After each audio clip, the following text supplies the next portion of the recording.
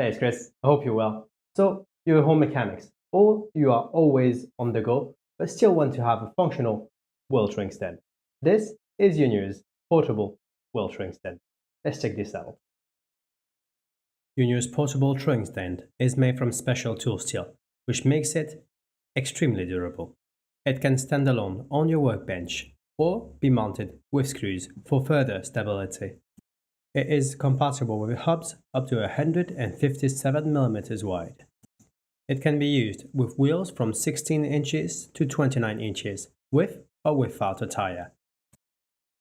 To use the training stand, start by installing the hub's axle into the slots. To compress the stand, push the moving arm towards the inside and close the dial. If you have a 12, 15 or 20mm hub, use the 1689.3 hub adapters.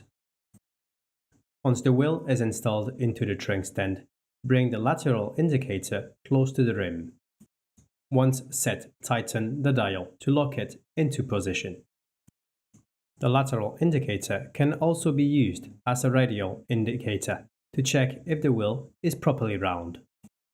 Set the indicator underneath the rim and tighten the dial.